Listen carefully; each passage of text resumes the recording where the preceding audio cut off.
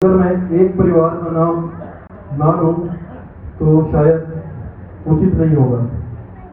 बत्रा परिवार, श्री देवराज जी बत्रा, राजीव जी बत्रा, आत्म प्रकाश जी बत्रा, शरद बत्रा, सारे परिवार ने हमेशा इस आश्रम को आगे बढ़ाने में तन मन धन से पूरा सहयोग दिया है।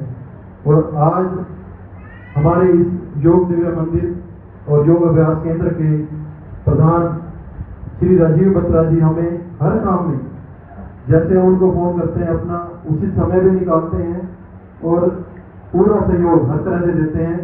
तो सारे परिवार के लिए एक बार जोर से तालियां, सभी का बहुत बहुत धन्यवाद।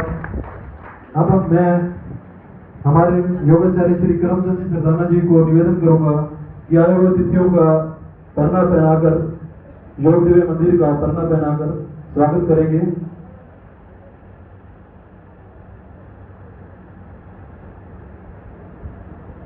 आदरणीय विधायक चौधरी घोड़ाराम जी,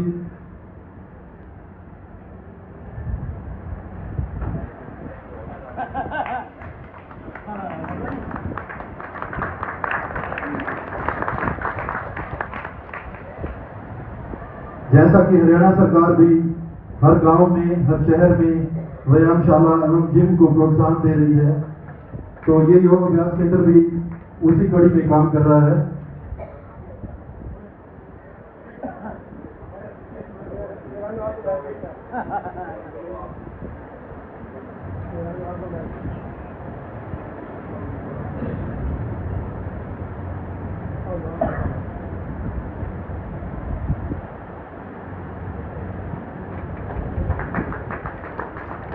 व्यापार मंडल के प्रधान श्री जगदीश बहादुर जी,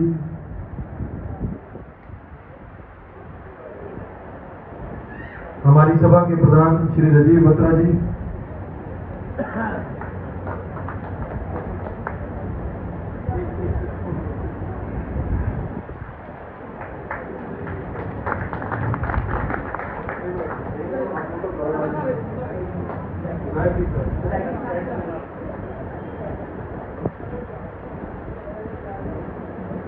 बहुत बहुत धन्यवाद जी।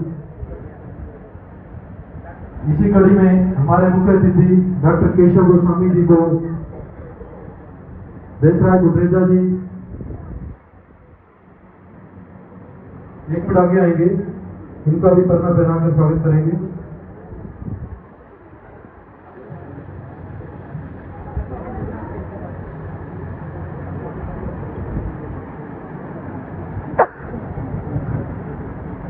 श्री चंद्रभान जी रेजा आएंगे एक मिनट।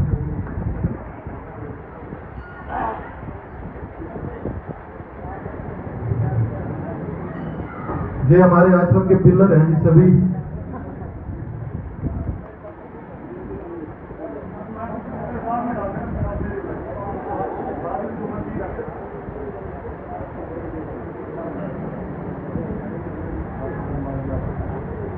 बाकी हम सभी यही हैं, एक दूसरे को डालते रहेंगे। अब मैं आमंत्रित करूंगा हमारे आश्रम के योगाचार्य श्री करमचंद जी सरदाना, जो सुबह 4 बजे से लेकर और रात्रि तक अपनी उम्र को नजरअंदाज करते हुए पूरे भाव से, तन से, मन से, पूरी इच्छा शक्ति से इस कार्य में लगे हुए हैं। हम तो रोज दुआ करते हैं कि परमात्मा अंकल जी को लंबी उम्र दें और वो इसी कार्य में इसी तन्मयता से लगे रहें। श्री करमचंद जी सरदाना।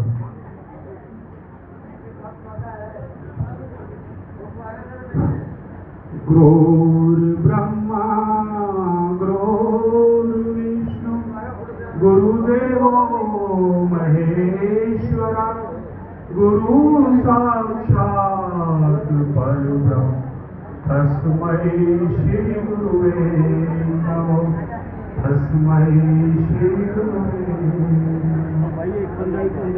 सब पर्वत स्याही करूं, सब पर्वत स्याही करूं, घोर समुद्र मझाए, धरती का कागज करूं श्री सतगुरु स्तुति न समाए, श्री सतगुरु स्तुति न समाए। परमादरणीय हल्का फतेहाबाद की रहनुमाई करते हुए हमारे आदरणीय विधायक चौधरी दुर्राम जी आज के इस समारोह की अध्यक्षता कर रहे हैं। हमारे प्रिय बत्रा जी, राजीव बत्रा जी,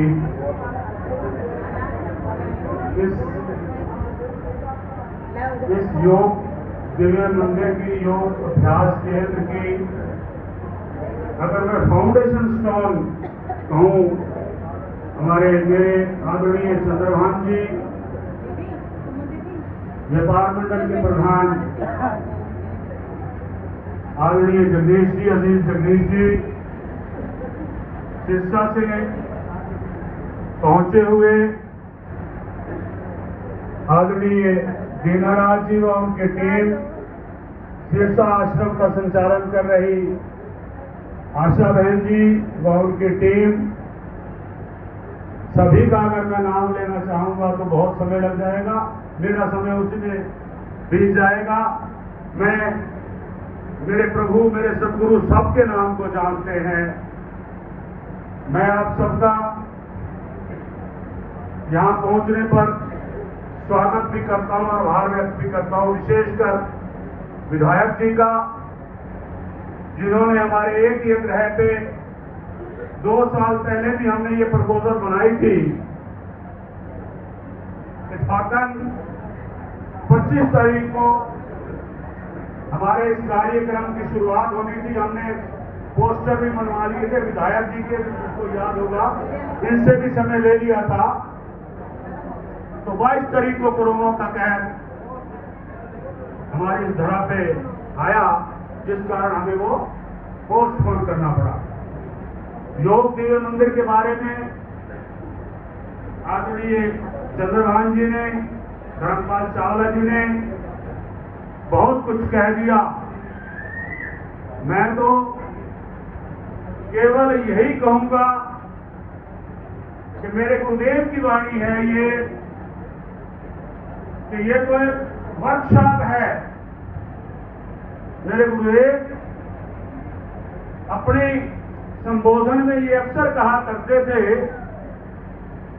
कि हमने जगह जगह जन साधारण के लिए वर्कशॉपें खोल दी है, अच्छे मैकेनिक बिठा दिए हैं। कोई भी रोगी आएगा तो वो ठीक होगा। उसके बाद एक और आगे वो कह दिया करते थे, फरमा दिया करते थे वो अपनी वाणी में कि योग से अगर कोई साधक ठीक नहीं होता तो समझ लो या तो योग करने वाले में कमी है या योग करवाने वाले में कमी है, नहीं तो ऐसी कोई वजह नहीं कि योग से कोई ठीक ना हो। मैं ज्यादा उदाहरण क्या दूं, मेरी एक बहन ऋचा बांसल जी यहां बैठी हैं।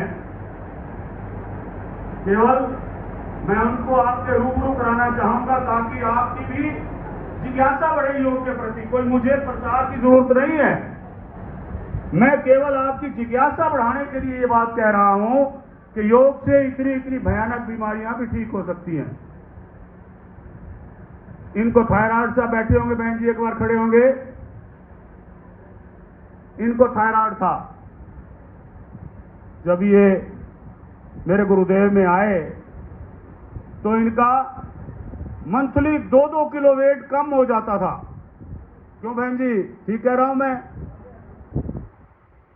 मंथली वेट कम हो जाता था और ये दुबली पतली थी, इससे भी ज्यादा दुबली पतली थी और थायराइड के कारण इनका ये हाल था।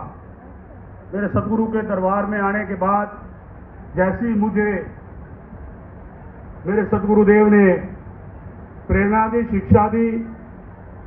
मैंने उनके बलबूते पर बहन जी को कह दिया, बहन जी अब आपका वेट कम नहीं हो। क्यों बहन जी? यही कहा था। 1 महीने के अंदर मुझे भी इस बात का अचंभा हुआ कि मेरे सदगुरुदेव की इतनी कृपा हुई कि इनका वेट बढ़ना शुरू हो गया, कम होने की बजाय, और निरंतर वेट बढ़ता रहा है। अब पिछले दिनों पता नहीं क्या कारण हुआ, इनके चेहरे पे मैंने उदासी देखी। मैंने जज कर लिया कि कहीं ना कहीं इनके कमी है। मैंने पूछा, बहन जी क्या बात हो गई? नहीं, कहते ठीक हूं। मैं कहा, नहीं जी आपका वेट में कमी है। हालांकि इनको भी पता नहीं था इस बात का, कहीं ना कहीं कमी है। और इन्होंने वेट किया, यहाँ कंडा पड़ा होता है, अब पीछे रखवाया है आज मैंने। कहते हैं जी मेरा वेट कुछ कम हुआ है। मैं कहा क्या कारण है जी? कारण ढूंढो। चलो खैर, मैंने उसको रिपीट वही एक्सरसाइज शुरू करवा दी, फिर ग्रोथ होना शुरू हो गया, बिल्कुल फिट हैं आज। नेक्स्ट एक और उदाहरण दूंगा। अभी पिछले ही वीक की बात है, शायद इसी वीक की बात है, जो पिछला वीक चला गया। एक हमारे पास एक बच्ची आई,